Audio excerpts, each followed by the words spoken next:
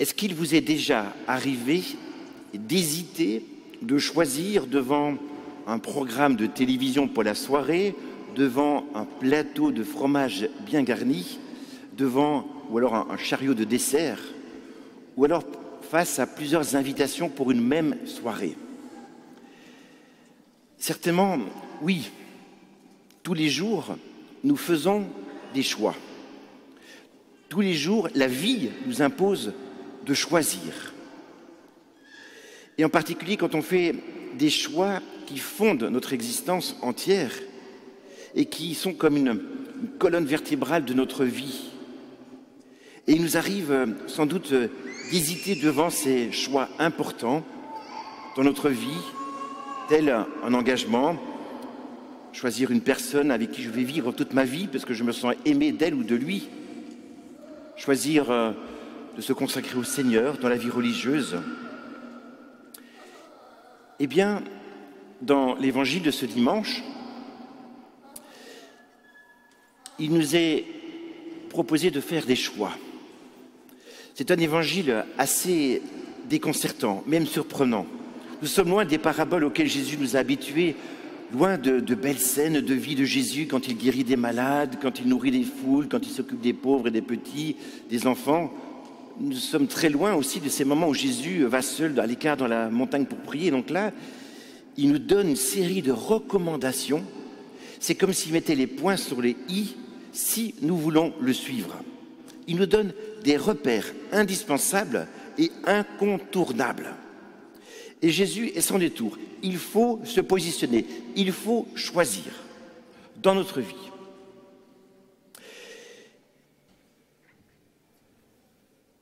Celui qui aime son père ou sa mère plus que moi n'est pas digne de moi. Celui qui aime son fils et sa fille plus que moi n'est pas digne de moi. Celui qui n'est pas capable de prendre sa croix n'est pas digne de moi. Celui qui veut garder sa vie la perdra, et qui vous accueille m'accueille. Ces 5 recommandations qui sont comme des maximes dont nous avons peut-être du mal à comprendre les liens entre elles. Sans doute faut-il retenir que ces paroles sont mises dans un certain contexte. Vous savez, c'est le chapitre 10 de Saint Matthieu, et tout l'ensemble constitue un vrai code de conduite, une liste de recommandations et d'avertissements que Jésus donne à ses apôtres et à chacun de nous. C'est d'ailleurs très intéressant de se dire, mais si nous voulons être chrétiens, à quoi cela nous engage-t-il? C'est quoi être chrétien? Eh bien, lisez ce chapitre 10, vous, les enfants, avec les parents, vous qui voulez peut-être faire découvrir la foi à quelqu'un, eh bien, lis ce chapitre 10. C'est bourré de recommandations. Voilà ce que c'est qu'un chrétien. Et à la fin du chapitre 10, c'est l'évangile qui conclut, qui est comme un résumé à travers ces 5 points. Alors, que dit-il? Pour être disciple, parce qu'il s'agit de suivre Jésus. La première chose qu'il dit, c'est d'aimer Jésus d'un amour préférentiel. C'est un amour au comparatif, plus que moi. Il désire être le premier dans notre cœur, il nous demande d'avoir la première place. Il voudrait se sentir aimé le premier et qu'on ait la première place dans sa vie. Dieu premier servi. Mais attention, ne nous méprenons pas. Jésus n'a pas dit qu'il ne faut pas aimer sa mère, son père, ses enfants, notre propre vie, bien au contraire. Ce qu'il cherche à nous dire, c'est que il nous invite à poser des choix fondateurs qui donneront à notre vie une réelle capacité d'aimer, comme lui-même nous a aimés. Donc, Dieu n'est évidemment pas en compétition avec ses créatures. Il n'y a pas de diminution, mais une augmentation d'amour pour son prochain. Plus on aime Dieu, plus on va aimer son prochain. C'est mathématique, c'est comme cela. Plus je m'approchais de Dieu, naturellement, je m'approchais de mon prochain. Car l'amour de Dieu ordonne les autres amours, au vrai amour qui en découle. Et Dieu n'est pas un Dieu qui met du désordre dans notre vie, mais il met de l'ordre et de la paix. Il met de l'amour. En fait, j'ai déjà raconté cette histoire-là, ou cet exemple. Vous prenez une grande roue qui a des rayons, et au centre, il y a le noyau. Eh bien, nous sommes ces rayons. Et plus nous approchons du noyau qui est Jésus, plus nous nous rapprochons les uns des autres. Les rayons sont écartés sur l'extérieur de la roue, mais à l'intérieur, ils se rapprochent beaucoup. C'est exactement pareil. Si nous tous ici, nous choisissons de voir Jésus comme premier servi dans notre vie, nous allons mathématiquement nous rapprocher de lui. C'est ce que Jésus souhaite pour nous. Deuxièmement, Jésus nous demande de porter notre croix. Le chrétien doit marcher à la suite de Jésus et l'imiter. Qu'a fait Jésus? Il a marché à la suite de son Père et a pris sa croix. Qui ne prend pas sa croix n'est pas digne de moi. Qui a pris sa croix? C'est Jésus, par amour pour nous. Il s'agit donc de l'imiter dans cet amour et ça passe par la croix, c'est-à-dire ça passe par la souffrance. Ça, c'est très compliqué à comprendre. Et nous avons du mal à accepter cela. S'il vous plaît, restez accrochés à ce que je dis maintenant. Dans l'expérience humaine, nous savons qu'aimer procure beaucoup de joie, beaucoup de bonheur, mais quand on aime, on ne peut pas faire l'économie de la souffrance. Qui aime souffre. Et dans l'amour, ça passe par la souffrance. Parce que j'aime mon conjoint, je vais souffrir du désarroi qu'il peut traverser, de ses dépressions, ou son burn-out, ou sa maladie. Ça me fait souffrir quand l'autre souffre.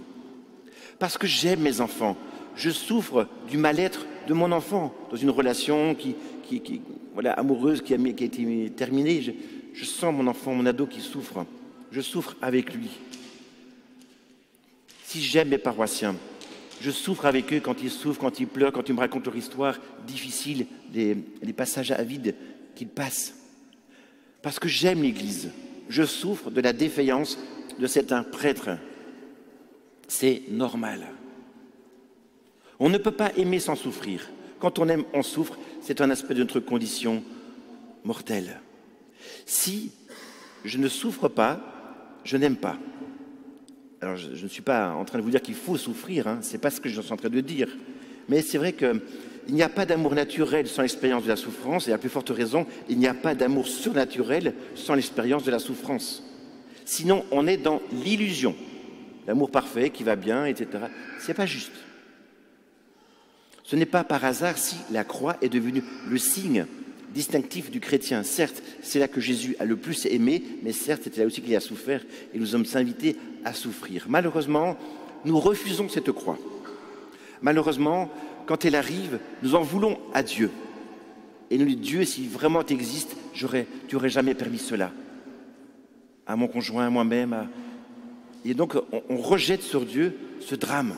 On se révolte, on se rebelle contre Dieu.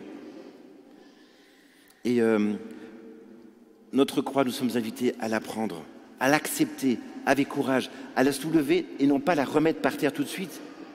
Mais ni à la traîner, une croix n'a pas des roulettes. La croix, ça se prend avec courage, comme Jésus. Je sais que c'est compliqué et pénible. Mais les saints l'attestent tous, cette croix, c'est un raccourci vers Dieu. Le chemin le plus sûr, c'est le chemin de la croix.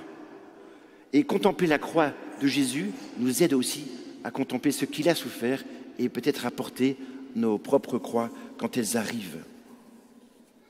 Enfin, troisièmement, accepter de perdre pour gagner. Le chrétien joue à qui perd gagne. Le premier à jouer à cela, c'est Jésus qui a perdu sa vie sur la croix et a gagné la victoire par la résurrection. Et c'est le même mystère qui se réalise dans notre vie. Qui a trouvé sa vie la perdra, et qui a perdu sa vie à cause de moi va la trouver, va la gagner. Il s'agit là du salut.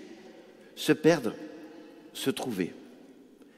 Il y a la vie terrestre que nous vivons maintenant, mais il y a la vie céleste à laquelle nous sommes appelés, l'au-delà.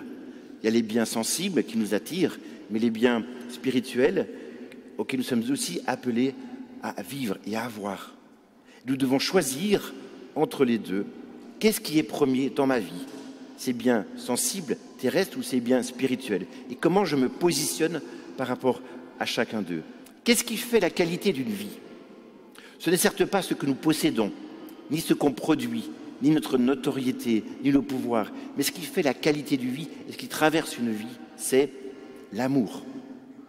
La fécondité d'une vie, la beauté d'une vie réside dans la capacité à donner sa vie, à être don pour les autres comme Jésus le fut. Dans la mesure où nous prenons des forces en Jésus, voici pourquoi nous sommes à l'Eucharistie, pour prendre des forces entre nous, avec le Seigneur, pour être envoyés en mission, eh bien, je reçois ces forces pour pouvoir les redonner. Quand le prêtre dit « Allez dans la paix du Christ », il ne dit pas « C'est fini, la messe est finie », on dit ça en italien, mais allez-vous-en. Il dit « Ce que vous avez reçu là, redonnez-le maintenant ». Et ça va vous faire vivre. Et donner, c'est quoi? C'est arrêter de se plaindre pour rien. C'est choisir la vie au lieu de la mort. C'est choisir la joie au lieu de la tristesse. Allez, je choisis la joie, je sais que c'est difficile pour moi. Je choisis la relation au lieu de l'enfermement. Dans un couple, dans une famille, dans une relation, dans une amitié. Choisir l'espérance au lieu de la désespérance. Choisir le pardon dans nos familles, dans nos couples, dans la fratrie, au lieu de la rancune qui nous pourrit.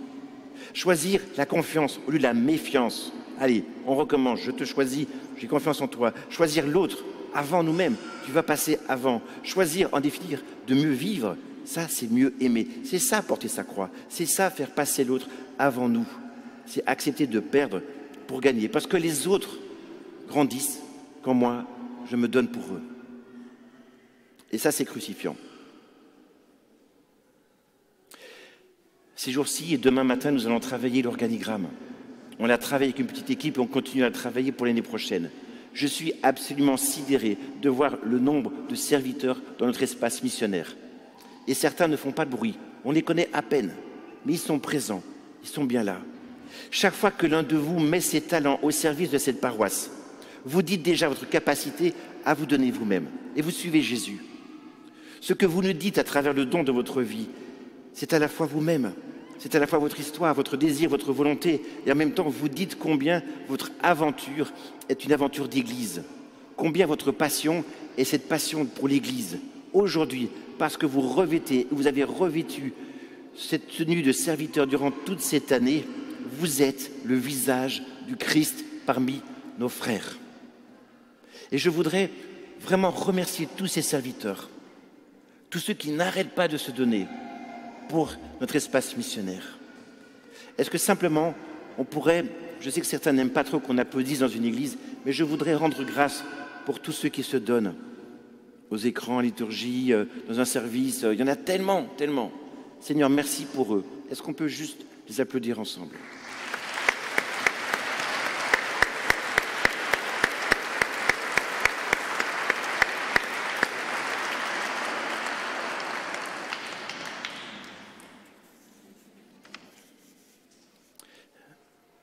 C'est beau, cette semaine, nous n'arrêtons pas de baptiser des enfants, des nourrissons, des adolescents et des adultes. C'est beau de voir notre famille qui grandit pour devenir des disciples missionnaires. C'est un choix qui ne pourra se faire qu'au prix du renoncement radical que Jésus nous pose, c'est-à-dire porter notre croix. Et puis, il parle de récompense à la fin de cet évangile. Il ne s'agit pas d'assumer ce choix comme une performance à accomplir. Vivre l'évangile n'a rien d'une course d'obstacles. Vivre l'évangile n'a rien d'un marathon. Ce n'est pas diplômant. Vivre l'évangile n'apporte ni le pouvoir ni l'argent. Mais bon, non, ce n'est pas comme cela qu'il faut comprendre l'appel du Seigneur. Vivre l'évangile, c'est le vivre à l'intérieur de cette relation d'amour avec Jésus. Et qui a du coup des conséquences dans ma vie. Vivre l'évangile change tout dans la vie de celui qui a choisi Jésus comme maître et Seigneur et ami. Vivre l'évangile, c'est donner notre vie, à notre vie la source où puiser ce dont nous avons besoin pour traverser les joies et les difficultés. Et vivre l'évangile, c'est donner à notre vie d'être le lieu même de la présence de Dieu dans le monde. Alors, frères et sœurs, voulez-vous être dans cette marche-là, à la suite de Jésus? Voulez-vous choisir Jésus comme le fondement, le pilier de votre vie? Voulez-vous être ces hommes, ces femmes, ces adultes, ces jeunes qui répondent présents dans la bonne nouvelle que Jésus nous demande? Voulez-vous être ces disciples missionnaires que le Christ attend et envoie dans le monde? Être disciple, c'est choisir sans hésiter le Christ comme maître. Seigneur, je te confie chacun de nous, ces familles, donne-nous d'être ces disciples selon ton cœur, ces disciples qui t'imitent en te mettant à la première place, en acceptant de porter notre croix, de diminuer pour faire grandir l'autre, d'être au service. Seigneur, merci de faire de nous des disciples missionnaires et envoie-nous ton Esprit Saint pour y arriver. Amen.